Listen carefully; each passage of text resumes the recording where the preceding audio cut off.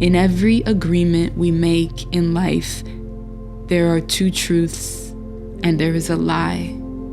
The lie is often what we listen to. For some reason, the negative always outweighs the positive. We hold on to it and we let it define our life. Today is where we put a stop to that.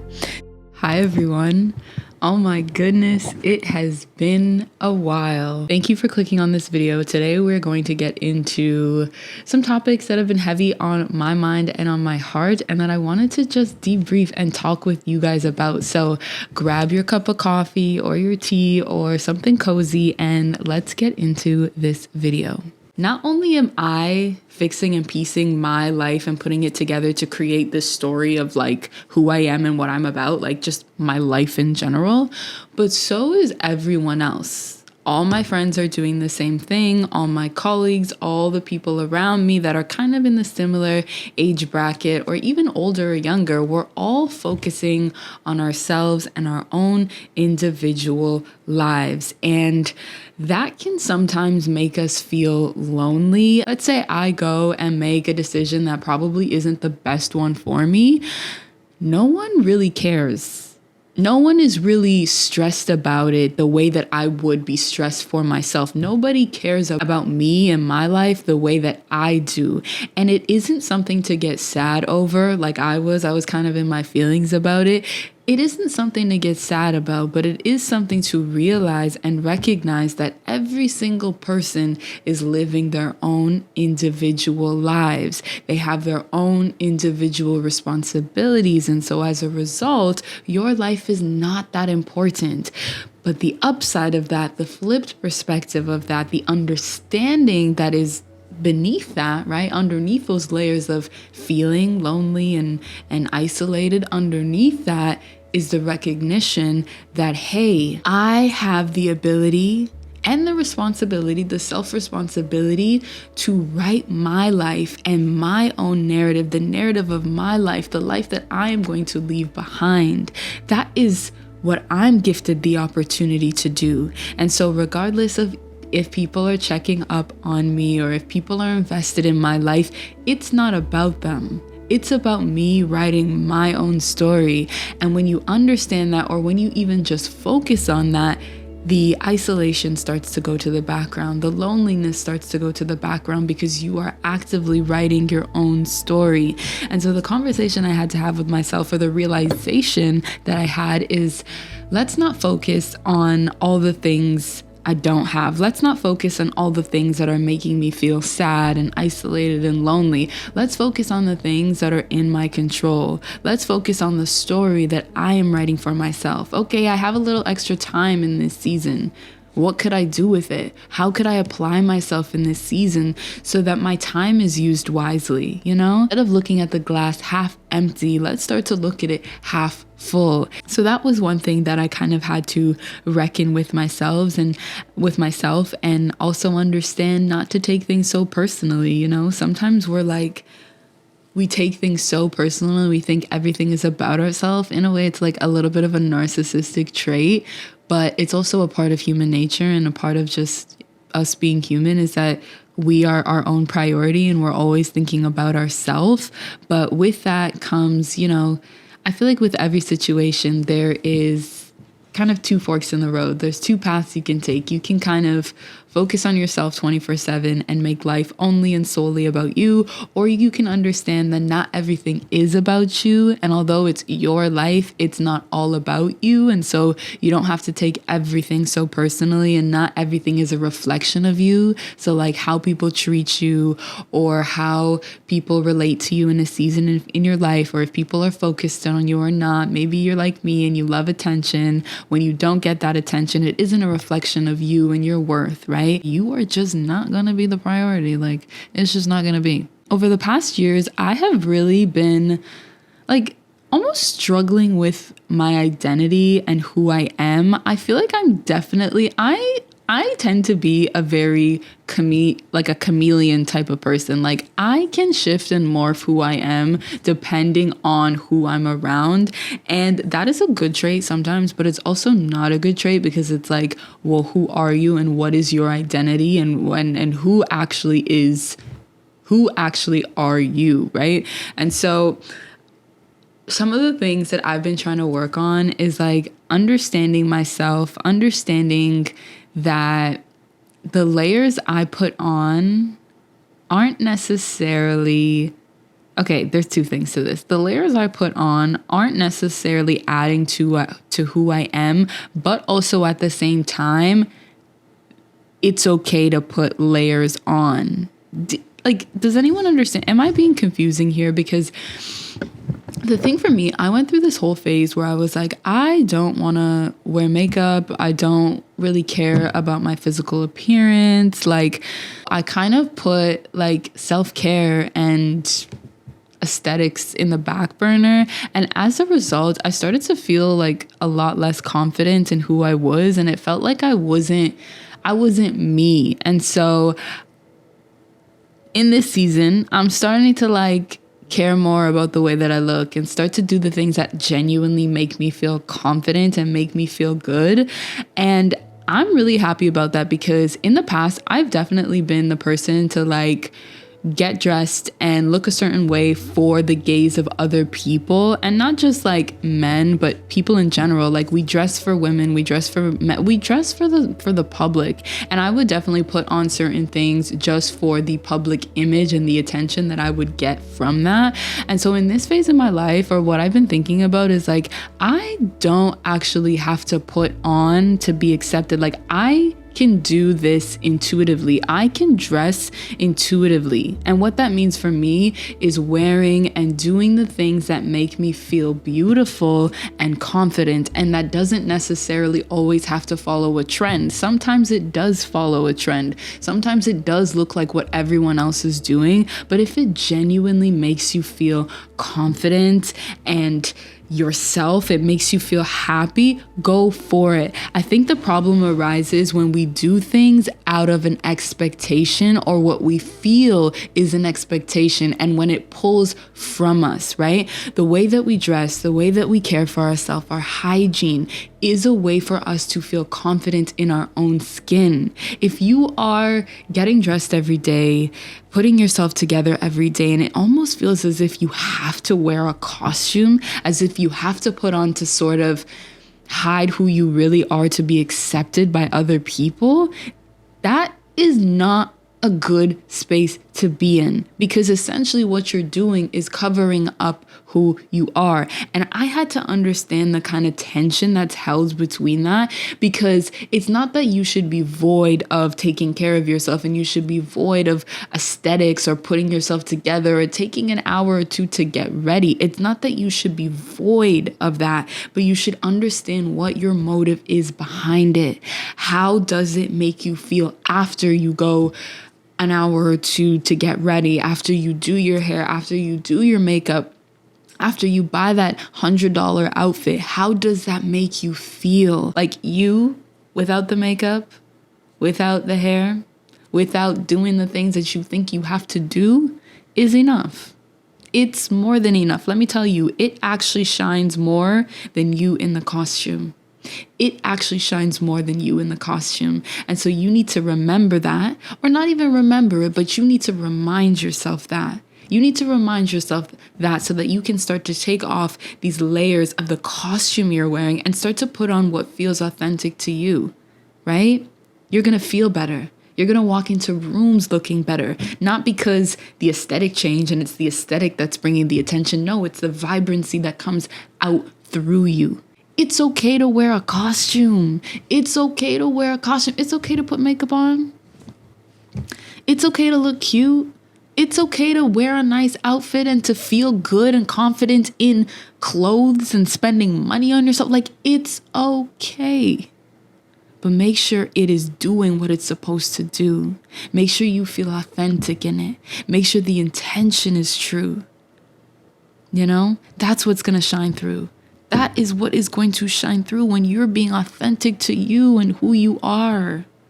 It's okay to do these things. It's okay, but it has to be intuitive. It has to be authentic. It has to genuinely pull from who you are inside. I'm sorry, y'all. I have this Band-Aid on my finger, and I know it looks crazy. I sliced my finger open the other day. Anyways, that's the Band-Aid. Do what makes you feel good. Do what makes you feel confident. That's what's right for you. And so the way that I kind of do, I'm like, okay, let me cross all my T's and dot all my I's. And so what that means is I'm about to take an extra long shower, scrub a dub in all the corners that haven't been scrubbed, okay? I'm about to tweeze my eyebrows, get rid of this little shadow that we have going on. Okay, I'm gonna do all the things that I have to do so that I can walk into that room and feel confident. I'm gonna get my nails done.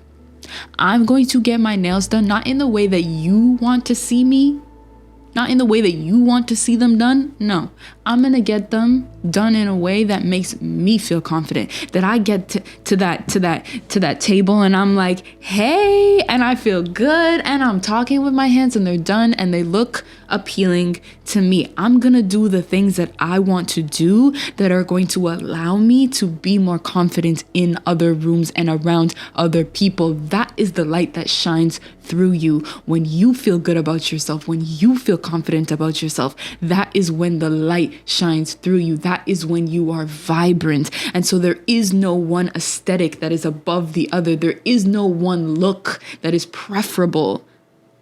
It's how you take care of yourself, how you feel, the confidence that you have from within that shines.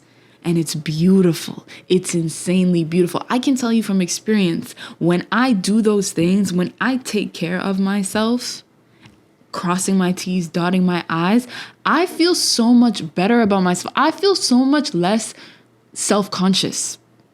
Like, I'm not worried about, are they looking at me? Are they talking about me? Like, I'm not thinking about that because I already did everything I have to do to feel okay within my skin. And I think sometimes we forget that. Do what makes you feel good in your skin. I think we're running out of time. And so for this last one that I want to share, we're kind of going to do it in a sort of journal exercise. So I have my journal here. As you guys can see, I write. It's just this little book that I got. It's a journal. It's got lined pages and it's just somewhere that I can put my ideas on. I have so many journals, different sizes, different types of paper. But it doesn't matter. If you don't even have a journal, get out a piece of paper and a pen, a writing utensil, and we are going to journal. The other day I heard someone talk about agreements. Sometimes we make agreements with ourselves when we're in heightened states of sorrow or sadness or happiness. And those truths can sometimes stick with us for good or for bad. But sometimes they really are good and they guide us. And so one of the truths or agreements that I have made with myself is that I will suffer. That is my truth. I will suffer. I will be triggered in this life. I will suffer and I will be triggered. I think that's a result of me just being a sensitive person in general.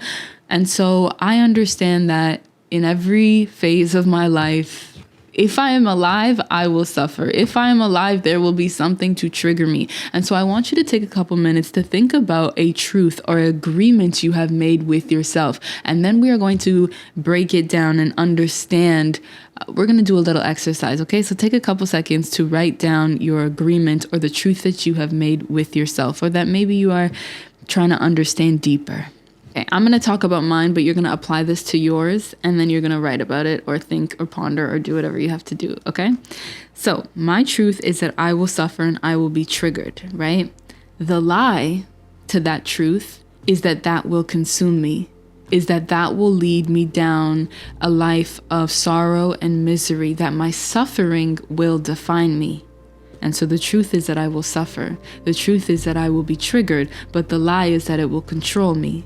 The lie is that it will define me. The lie is that it will lead me down a miserable life. Now we're going to go back to the truth. The truth is that I will suffer. The truth is that I will be triggered, but I can respond to it in love. I can respond to my trials and my tribulation in love. I can deal with the situations that are thrown at me, knowing that I will feel discomfort, knowing that I will feel torn between acting in my flesh and acting in my spirit. I will have to make that decision. I will be placed at that fork in the road multiple times in my life, but I don't have to go down the path of misery, which is the path of my flesh. I don't have to go down the path of lashing out, of trying to get my point across, of yelling and screaming and resulting in anger. I don't have to go down that path. I can choose the path of love. I can choose the path of patience. I can choose the path of kindness and gentleness. And through that and down that path will come understanding. In every agreement we make in life, there are two truths and there is a lie. The lie is often what we listen to. For some reason, the negative always outweighs the positive. We hold on to it and we let it define our life. Today is where we put a stop to that. Today is where we say there are two truths and there is a lie, and I'm not listening to the lie. I'm not going down the path of the lie. I'm writing it down. I'm recognizing it. I'm seeing it. I made this agreement in my heightened state. I made this agreement in my misery, in my sadness, in my depressive state. I made this agreement then. I made this agreement when I was in high spirits, when I was happy and jolly and around other people. I made this agreement then. But let's understand it deeper. What are the two truths and what is the lie? And what are you going to follow? Which path are you going to follow? The lie is usually the path of our flesh. The lie is usually the path of our humanness, whereas the truth is one that doesn't make sense right now. But if we decide to go down that path, if we decide to go on that journey, we will come to understanding. The path of truth is one that is filled with love, right? And so whenever you're going down a path of truth or exploring a path of truth to kind of test out, okay, is this the true path? Like, is this the truth? Ask yourself what it produces. Because sometimes when you're triggered and when you're suffering, sometimes for me, when I'm triggered and when I'm suffering, the first thing I want to do is lash out. What? I'm about to make you feel like that too. That's what my flesh wants to do. In that moment, I don't understand why it's important to be patient. In that moment, I don't understand. Matter of fact, I don't even want to understand why I should hold my tongue and not say something out of anger. I don't understand that because you just insulted me. Now I want to do the same thing back to you. It makes sense. It makes sense in our fleshly understanding, right?